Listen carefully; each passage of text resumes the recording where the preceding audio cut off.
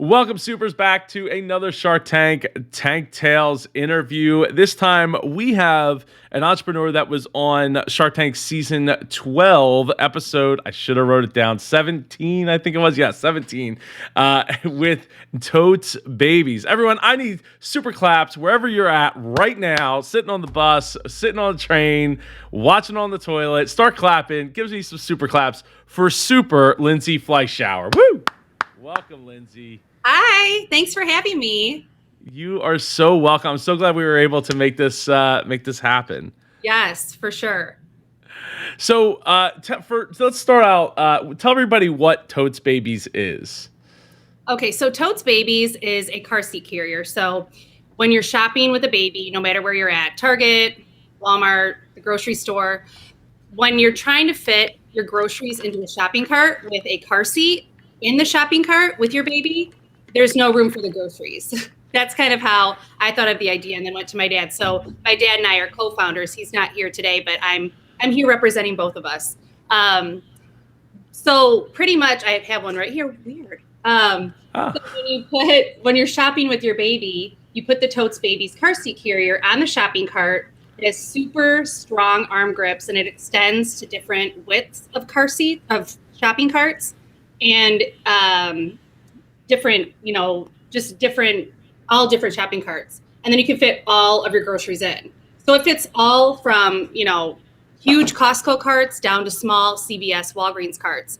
And that's where I wanted to be super, super sturdy. Because my children are huge. My sons were born at 10 pounds and 9 pounds pretty much. So it needed to be strong. So it holds over 75 pounds. So it's shopping with babies made simple is what we kind of have our little phrase as. No, I love it. I love it. And so we did a Shark Tank reaction video. It was me and Larry. Larry, at this point, I do all my reaction videos solo. Love you, Larry, but it just works out better. We get more likes when I just do it solo. For one, well, I have a lot of reasons, and I'll be getting into those reasons in a week or two from now. But so how did you come across the video? Somebody brought it to my attention, and I saw it, and I was like, oh, cool. I watched it, and I was like, okay. And of course, you guys do. It's not, I don't take offense to things. I was just like, oh, okay. And then I was like, wait, what? Like, huh?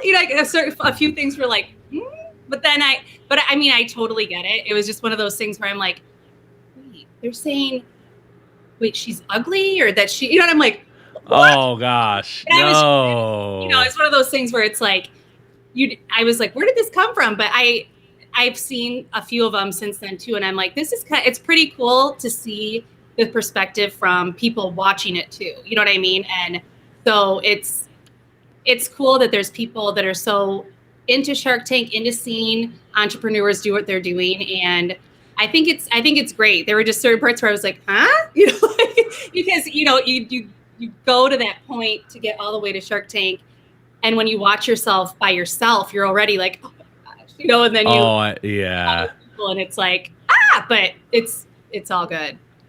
Well, that's the thing, is because like at the end of the day, the editors really, and the producers have the final say as to what gets in the show and like what takes they're putting in and all of that. And that's just like, I didn't know I made that face. Did I make that face? Like, I mean, I do that to myself even just in the videos I make. Like, right. Find it hard to believe that I made this face or that face, or have things taken out of context. That's like, hey, that is not what I meant at all.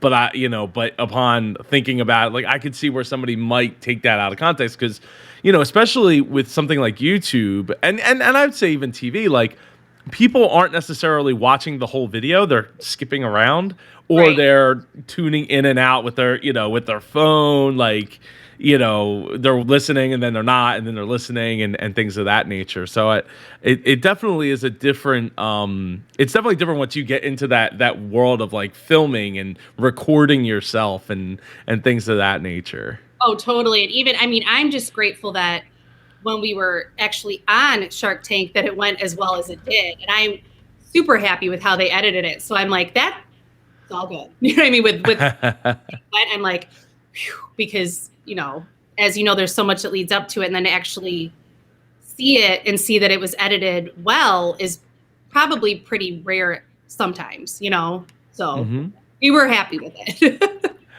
Yeah, I mean, look, truth be told, when I pick the thumbnails, I try not to pick I try to take the more concerned look than the man. They made a really stupid face, and it was a freeze frame that I could have easily taken. And it's like, I realize these are real people, and yes, this is also for entertainment on top of, the educational portion of it. But I try to find the middle ground that's like not stupid face, stupid hung face versus concerned face or shocked face for that purpose. Yeah, you got to still keep it entertaining, so we get it. Yeah. So okay, so how did your Shark Tank journey start? Did you apply to be on Shark Tank? Did you get contacted to be on Shark Tank? First of all, when we started Totes Babies, it was something where I thought, there's no way, even if we had the opportunity to go on Shark Tank, that I could actually physically walk down that aisle, so, and I'm a theater major, but just the thought of doing that was terrifying to me. And when my husband and I first got married, we would watch Shark Tank and we would do like fake, like walk down the aisles, like, hi, I'm, and we were like, oh my gosh, could you imagine actually doing that? So, when we got Totes Babies rolling, my husband said, you should apply for Shark Tank. And I'm like, no, no, we're not ready for that. I don't know. No. Finally, he's like, just do it. So we did it the beginning of the summer of 2020. And the next day we got a call. So, and I was just like, what? What do we do now? So, and then it just kept rolling on from there. So my husband kind of was the one that pushed us to do it. And then it was just game on from then on, and all during the pandemic. So because you were on season 12, you had to quarantine for like 10 days or 10 to 14 days or something like that. Did you find that difficult to do with your dad? Like, did you and your dad like stay in the same room? Do you have separate rooms? Were you at each other's necks by the end of that quarantine? Like, we had separate rooms. That would be very strange if we had to share a room. Well, they make big studio rooms. It's not I know. Yeah. We didn't share a room, but we had to obviously, practice makes perfect, preparation's the key to success type of thing. We knew we had to practice. So we had to practice through Zoom every day before. So we got there. We did not see each other until the day that we pitched. So my goodness. Zoom every day. And it was just wild, just to not see each other or anybody in person for 9 days. And all of a sudden you get out of your hotel room and you're pitching in front of sharks. It's like, what? What do I say? What do I do? So it was crazy. I still look back and I think, what? How did we do that? But it's really, really crazy. That is a heck of yeah, you're right. I mean, that's a deer in headlights moment to be stuck in a room, more or less, and then coming out and having to have like one of the biggest moments of your life, like a top 5 biggest moment of your life moment after that, and to only be able to rehearse through Zoom. That's I don't think that's something that's come up on the other interviews I've done, that the quarantinis like martinis were not able to stay in the same room to be able to we're just hanging out for like the next 10-12 days, and we're just gonna every hour is just okay, we're doing the pitch again, okay, we're doing the pitch again, okay, we're doing it again. And I think a lot of people were probably in the same room, if it's husband wife or son, yeah, so for us it was just, we made it work, and we just really practiced, and we practiced so much leading up to that point of being quarantined that we knew we had to do that, because we're like, this is it. You get one shot, like Eminem says. It's like, you got to get up there, and this is it. And I just, even walking out to go there, I'm like, I'm gonna faint. I'm gonna pass out. And your brain starts. You have to really mind your mind, because it's like, this is it. If I pass out, they're going to probably air it. I've got to. Stay focused. It might be a first on the. Yeah, they definitely probably would. They probably would sensationalize that. How did your family adjust to you not being there for like 2 weeks?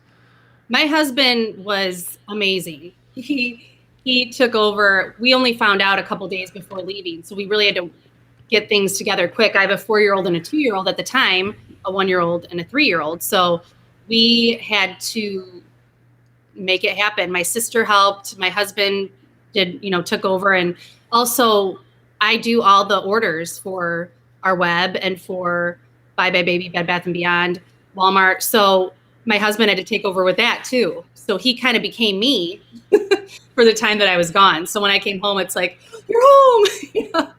We just appreciated each other a lot throughout that period of time.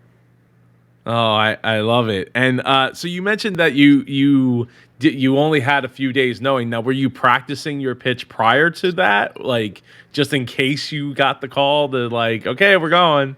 Yeah, we would. And again, this was it. And of course, we're still, in times of COVID, but this was when it was really crazy. So we would just practice outside and Yeah. we'd get together a couple times a week. We'd practice outside and we didn't know anything. We didn't know if we would get a call, if we wouldn't get a call. We just thought, okay, we're just going to keep practicing. And if we get the call, we'll be ready, hopefully, to go. You're never really ready, but we just did what we had to do.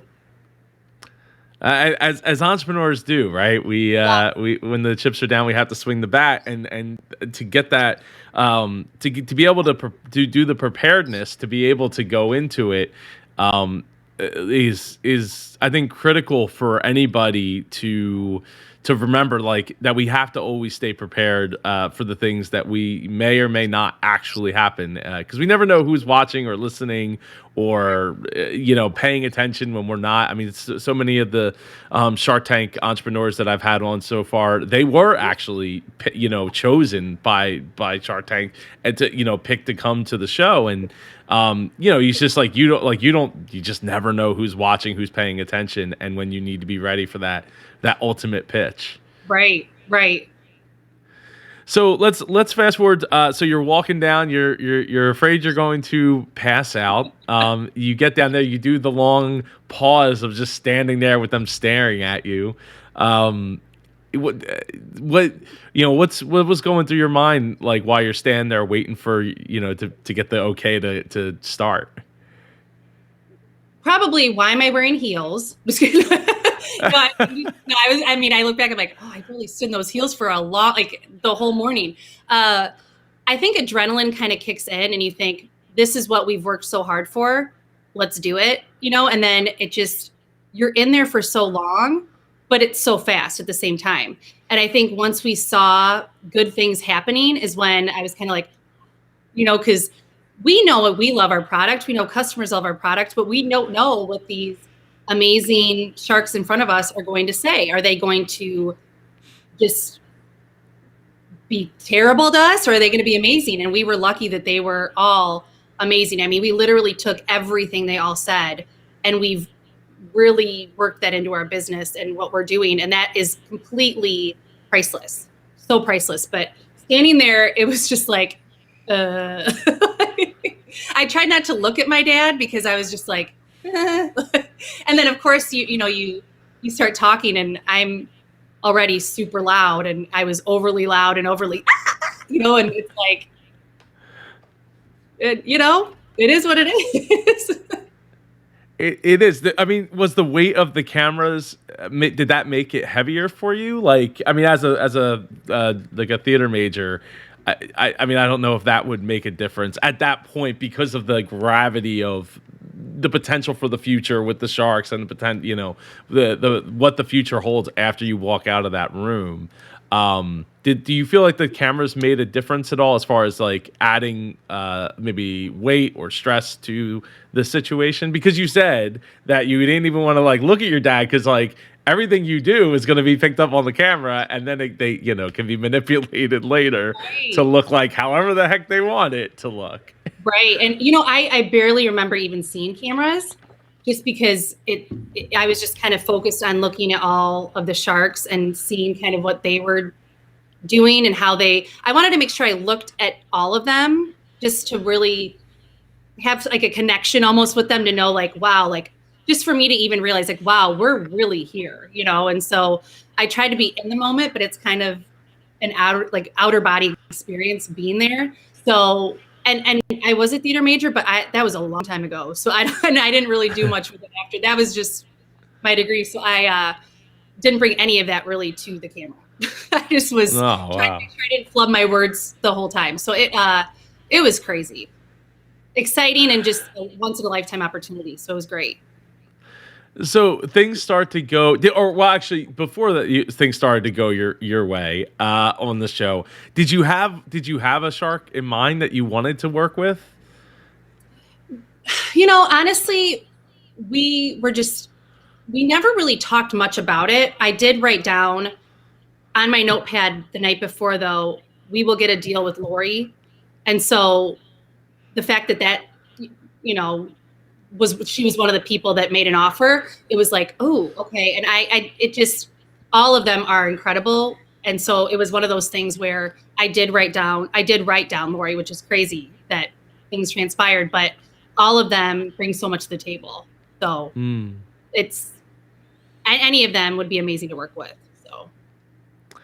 I mean, but Lori is probably the best, the best one of the ones that get, not taking anything away from Robert or, no, yeah. We know that she's done Mr. Kindbar. I can't think, I'm playing his name. Baby products before, we knew that, and so it's something that you keep in there, but then walking in, you're just like, we might not get any of, we might, you know what I mean? You don't know. So there's the unknown of when they started coming in, we're like, your brain's like, what do you do? So it was exciting, but Lori's amazing. So she's great with the baby, baby products too. Yeah, no, absolutely. It's Daniel Lubitsky is who I was blanking on. My apologies, Mr. Kindbar. Kind, and that's where it was so cool to have him as our guest shark. When I knew that, I was like, oh, he's awesome. So that was very cool. He is. So in the moment there, you had an opportunity at the end to close a deal for 22% with Robert and Daniel, or 25% with Lori, and you still chose to go with Lori, which I think was probably the better option. I mean, hindsight's going to be 2020, and you're free to talk as much as you want to later on in the interview here about it, but I think in the moment, to me, Lori still seems like the better option. Just, Daniel has amazing relationships with every retailer in the world, apparently, according to him. And that's wonderful. But if he doesn't have the touch of the baby market, if he doesn't have the touch of a women's market, or even a guy's market, because there's plenty of guys that go food shopping and stuff and have to take the baby with them, or any kind of shopping really, and it's just another opportunity for another market. So why what was the tipping point for you to make the decision to go with Lori? I think just even watching how she was looking at us and how you could tell she really cared about us and our story. She was asking a lot of questions about us, in particular as father-daughter co-founders. And I think just kind of when we kind of looked at each other when she was saying things, like I kind of was like, and they you don't hear certain things, but I'm like, let's go with Lori. You know what I mean? Like, it's kind of like, it just in our gut, we knew, my gut, and I'm just guessing my dad said, it's like, okay, this feels right. So she'd also done the baby tunes, the little baby spoon thing. I think it was this couple seasons or season before then. And so we thought of that too. So yeah, we just knew, okay, we're going to go with Lori. Yeah, no, that's a good point. And it brings me up to one other question, going back a little bit. In your preparation for the show, did you watch a lot of Shark Tank? Like, you were fans of the show, you were acting out in your living room and stuff like that. But was that part of your preparation, was to go back and rewatch as many episodes as you possibly could?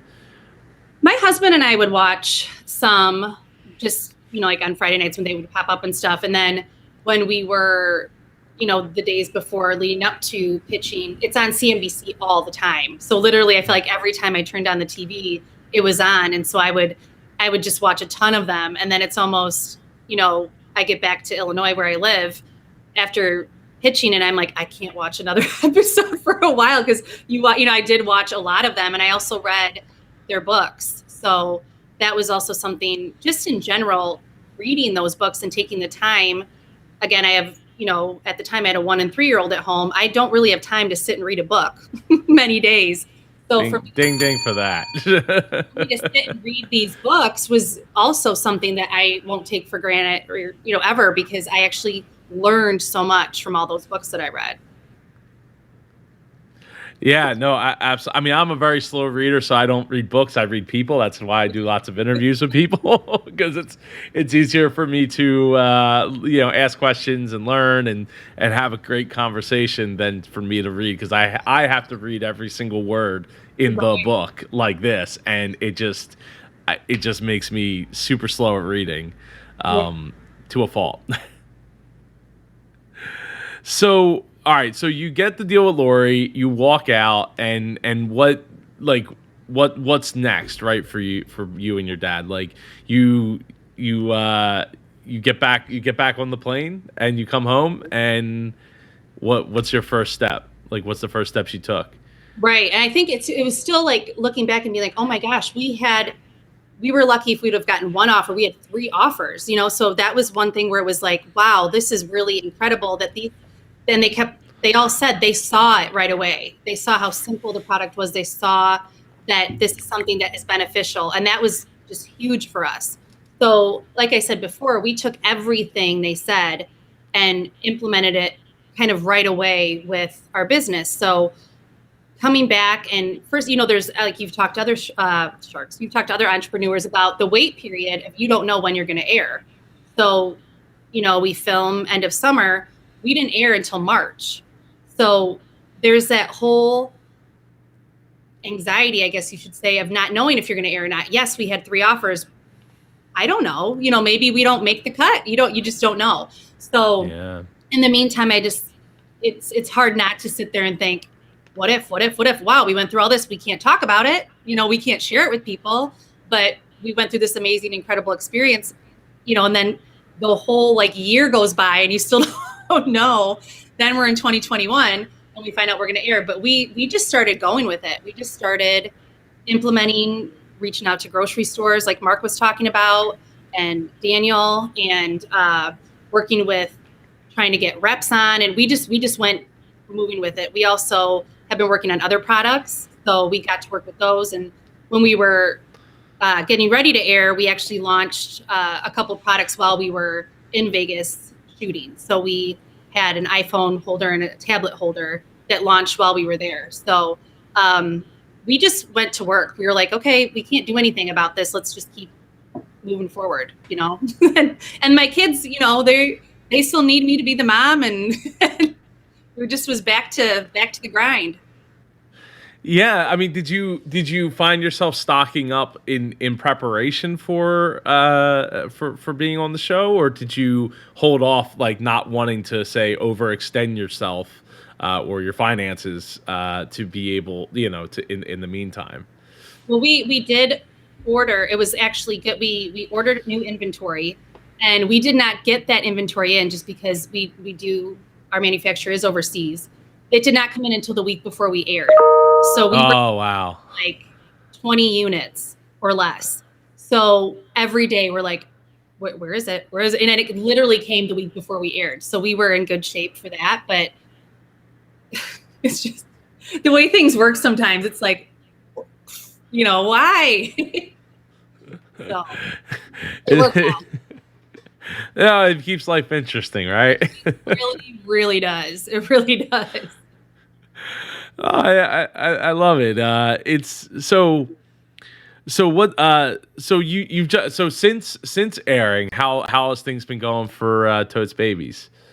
Things are really, really great. Again, we have new products that are coming out next year, 2022, and I can't believe it's going to be 2022. And we recently in September got into all Harris Teeter stores down south, grocery stores. So we're in about 240 grocery stores, which is really cool because that's our first actual retailer. And so, grocery store, and we're working to get into more grocery, which we're in, we're on Bye Bye Baby, Bed Bath & Beyond, Walmart, and to be in a grocery store now just opens up so many other doors for us, and especially with new products coming out. So it's been amazing. We got our official patent that came through recently. So we have now 2 utility, 1 design, with more on the way.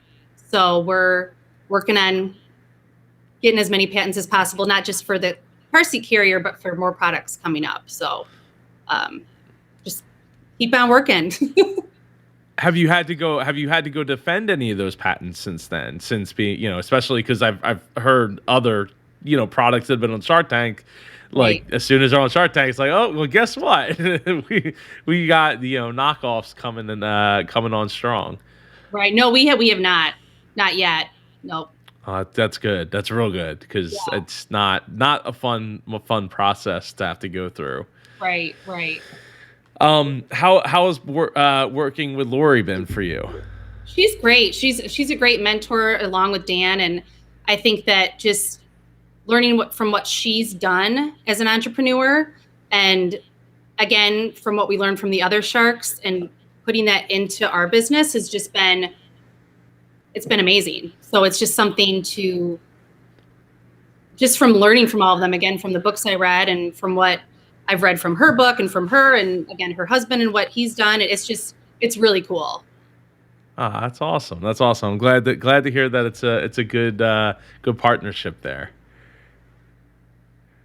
So okay, so being on Shark Tank, like what's next? What's you said you have a couple products coming in 2022. Hopefully the supply chain issues don't affect that. Has that affected your ability to be able to get stuff as well? We, again, knock on wood, we have more inventory shipping out at the end of this month, and I think we should get it in time before we run out again. We don't know with everything happening. So we've been very lucky up until this point, but we'll just have to see. I think we're prepared if it doesn't come in time, and it's not a bad problem if if you run out of inventory, but it's something that we've done pretty well so far with it. And just getting new products, we're constantly thinking of new ideas and inventing new things and getting patents for them and doing this and that. And I'm lucky to work with my dad, who has over 40 patents and is just incredible with thinking of different things. If I think of an idea, he thinks of ways to work with it. We bounce ideas off each other, and we work really well together, which is rare, I feel like, sometimes with family members working together. So very grateful that we get along very well. Well, as somebody that grew up in a family business, I can attest to, working with family is not easy at all, and ultimately was one of the downfalls into me leaving my family's business and ending up where I am now, which is fine. It's all good. Right. But it is special to be able to go to work and see your dad or your mom or your grandfather, your grandmother, every day, your aunts, your sister, your brother, every day, cousins.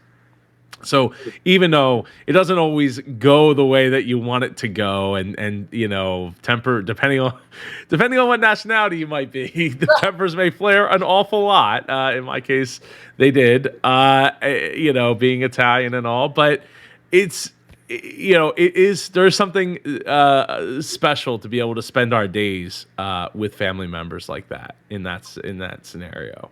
Right. And he has a couple other businesses as well. So I still do a lot of the shipping myself from the house. We haven't gotten our own warehouse yet. We just keep some of them at one of his warehouses, and I have my garage full. That's my shipping area, and my husband helps out. And so, I mean, obviously we have Amazon fulfilling all of that, but everything else, I'm just not ready yet to let that that job go of me boxing them all up. Is time consuming as it is. We'll get there, but I just enjoy seeing all the orders go out.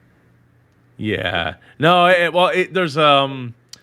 there's like a lull of something that, being able to physically touch something and know that it's not just mailbox money, or I get, every time I get an email on my phone, like I made more money, made another sale, it's like cool, but it's not tangible as in I held it and I packed it with care and I sent it to a person, because that's what it ultimately is you're sending it to a person. You're not sending it to I don't know, a warehouse, where it's just going to be picked up and like placed on a shelf somewhere. Right. And that's why, because, that's how it is with Amazon fulfillment, which is amazing because we sell the most on Amazon. So there's no way we'd be able to keep up at all.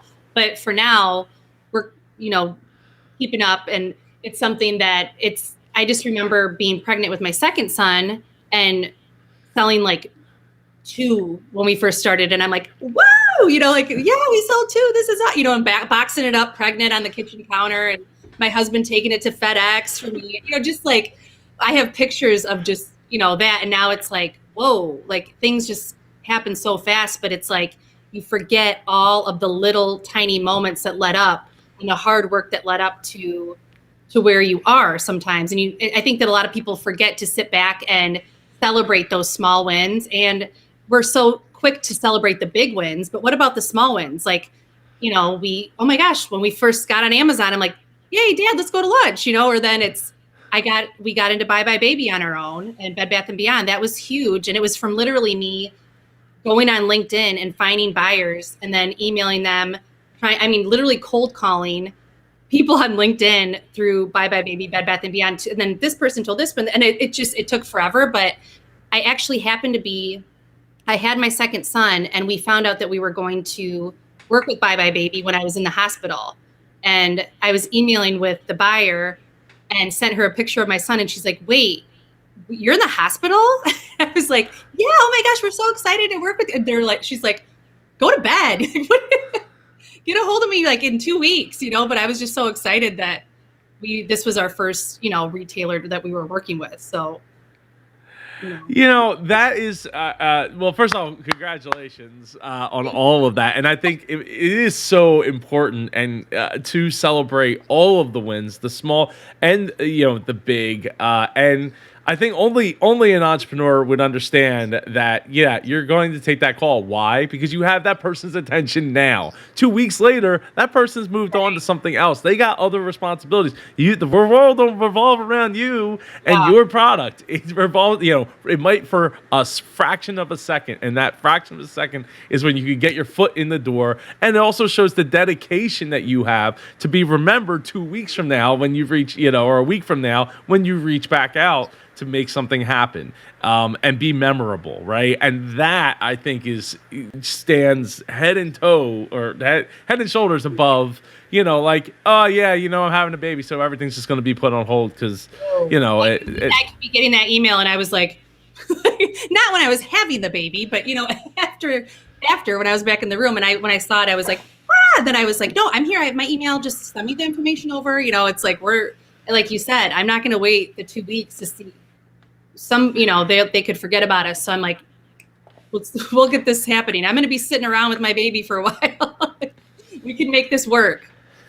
Let's talk real quick about cold calling, because I think it's such a, I know I don't like doing it, and I've had those uncomfortable where I've actually gone into those businesses. Like, and they know who our company is, Part of the Truck Service Parts. They once in a while would buy, but effectively we weren't their regular person that they were coming to for their truck parts, and it effectively still was cold calling because, again, they're picking up the phone and calling someone else 98.9% of the time.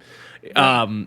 And so how have you, been able to, I guess, get past the mild depression that comes along with cold calling, the rejection, rejection and the slam in the face or door in the face kind of stuff that comes with the cold calling territory? Well, I think it's 100% a numbers game. So the more people and you've probably heard this before, obviously, the more no's you get, you'll get to the yeses.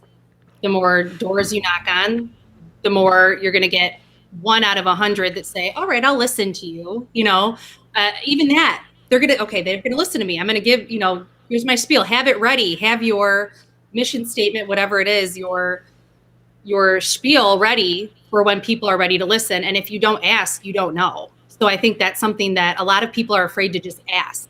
If I wouldn't have looked through LinkedIn and just asked random people that probably just stock shelves at Bye Bye Baby to get certain things, just to get, it's like, I wouldn't have known if we would have, possibly gotten to the right person. So I think if you don't ask, you don't know, and the no's get you to the yeses.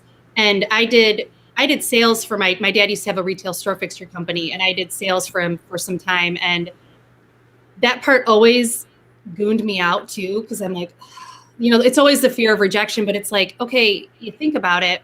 You're in front of this person, or you're on the phone with this person, or emailing this person for 5 to 10 minutes. 5 to 10 minutes later, they're going to not even care that they, like what people think about you isn't your business. So it's kind of like they have their own thing going on. They're thinking about the game they're going to watch tonight, or this meeting they have that, 2 minutes later. So I think that for sure, just asking is the number one thing with everything, even if it's another entrepreneur or somebody that you look up to ask them what you don't know. And I think too, as far as a business, Sarah Blakely was, the founder of Spanx. She was a shark one year, and I remember her. Yeah.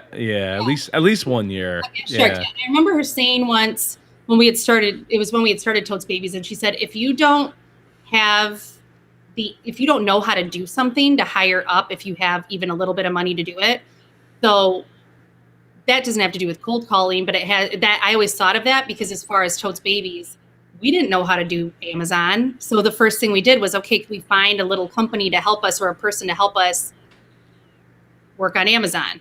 So those are just little things I always think of as far as business, little nuggets of info. No, absolutely. I mean, I think the other thing is every time you get a no is still it's an opportunity to hone your pitch, right? And to me, one of the greatest things I love is to be able to see people's faces, because I can gauge reaction. I can gauge whether or not I'm saying the right things. On the phone it's really hard because like you're kind of, there's like very small nuance in people's voices, especially if you don't know them. You might not know the inflection of their voice as well as their face is going to tell you whether or not they're liking what you're going to say or not going to say. And I've done cold calling for my other businesses, and I've had success with it. I've also not had success with it. I always say like every failure is a lesson, right? And that's really what it comes down to, is just figuring out like what's the lesson from that. Where did I mess up, or what could be better? And then I would add, the only other thing I would add to what you said is follow up, and making sure that you're using I use Boomerang for Gmail, so that if you don't reply to that email or open that email, it comes back to my inbox so I can follow up to that email. And I can do a lot with that. I think it's very powerful, just to be able to know who opened it and when did they reply. If they didn't reply, I can follow up with it and be the superhero in that case of making sure that they know I'm on top of things. They say like the fortune is in the follow up, and you're being pleasantly persistent with getting back to them and knowing, because again, people forget things. I mean, especially this day and age, there's so much going on. It's like, so yeah, that's awesome. Absolutely. So one last thing that I wanted to address was the mom purpose statement that was brought up during the show. And Larry put his foot in his mouth during it, and it was like, oh, isn't being a mom purposeful enough? And I'm like, well, hold on a second. I've actually had conversations with people about this, and can shed some light. But I would love to hear your take on in response to it. Oh, so I think that one thing was like, I was like, wait, when I saw that little tidbit of like, wait, isn't her, so her purpose is, I think it was like something like her purpose is this and not being a mom or something like that. And I'm thinking, well, I mean, obviously I put myself out there on Shark Tank for my family for my kids to watch it someday and be like, oh my gosh, my mom did that. And my mom is doing this. I mean, I would not be doing any of this. The reason, my purpose are my children and my family, and just showing them that they can do anything. And I think that that is huge in itself, no matter what you're doing, to show that you're doing it for your family and your kids, and also that they can do anything. I mean, and they're so little, they've seen like 2 seconds of it, and they're like, my 4-year-old's like, what are you doing in that TV? Like, how did you get in there? And I'm like, I didn't jump in there, but yeah, I think that is something that, I mean, obviously people know if they watch it, that my purpose is not to just work. It's to work to, or to show my kids and for my family. Oh, 110%. By the way, my 4-year-old, well, when she was 4, 4, used to think that Marcus Lemonis lived in the TV when we would watch The Prophet. So it's not, the reference is not lost on me. Oh, I know. They don't get it. And he actually, I looked at his little iPad a couple weeks ago, and his name's Landon, and he had videotaped himself, and he's like, hi, I'm Landon, and this is my TV show. And I was like, I told this to him when he's in high school or something, and he like taped himself on there. I'm like, oh my gosh. Oh, that's awesome. That's awesome. I actually, these computers behind me are set up for my kids to play Minecraft with me, and we stream from time to time. Though it's been, well, now that we're kind of in post pandemic, we don't have as much time as we did like in pandemic times, right, to like, oh yeah, let's just go and stream for an hour, on Twitch as a family, and play Minecraft together. But I think that it's really important that they get that experience of videotaping themselves and get that experience. Because like, look, I mean, I'm 35, and I didn't have a digital. I had a digital camera, in like 99, I think I got my first one, but that didn't have video capabilities on it. So these kids have their own iPads, and they can videotape. They have their, my daughter has a camera, though not a great camera, but her iPad actually is a better camera on it than the physical camera that she holds. But, I just think it's important that they get that, that public speaking skill as early as possible. Right. And just being around other kids, and because there is so much I'll be 40 next year, which is in a couple months. Oh. And it's okay. We're all gonna get there, Lindsey. It's not a race. But it's funny because I'm like, gosh, I am so glad I did not have social media growing up. It's so great for so many different reasons, but I just think that there's so much that kids have to deal with these days. So for them to have fun with things like taping themselves, like saying little funny things, and I think it's very innocent and funny. So I hope they keep that innocence. Well, we can all be so lucky. Yeah. It's I don't envy the world that my kids are going to have to grow up in, a large part because of social media and the arms race that it creates for people to like live a life that they don't actually live but want to portray and make other people feel like they need to be a part of that life. And right. I don't know. We had MySpace by 2001, I think 2002. So like I grew up on the cut, like I was in high school at the cusp of that, that whole movement starting. But yeah, it was definitely not as big of a deal as it is now. You're still a baby, Joe. So it's just oh, please.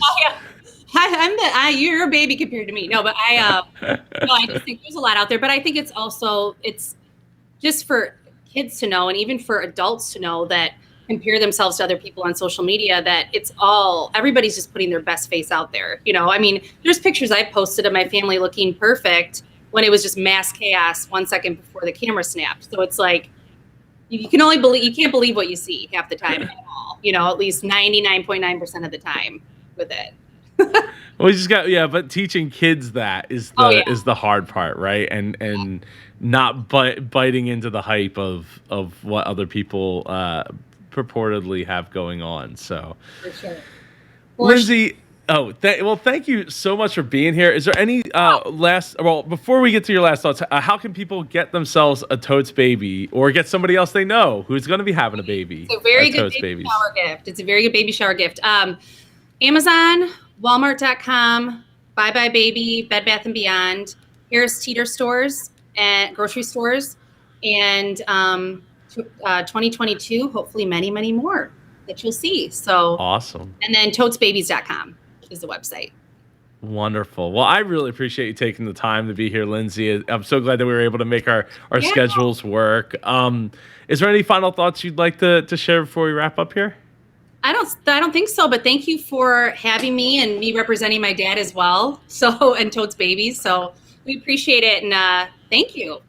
Oh, you're so welcome. You're so welcome. I really do appreciate you taking the time to come and talk, and it's been great to interact back and forth through email, and I look forward to having on Instagram too, right? We follow each other on Instagram, I believe. So it's been fun. Yeah, exactly. Well, it can bring people together too. It doesn't just have to tear people apart. Awesome. Well, thank you so much. You're so welcome. And thank you all for watching. I greatly appreciate you watching to the end here. If you could, check out, if you haven't watched Lindsey's video, I'll link it over here and as well down below. I hope you have a wonderful day and take care.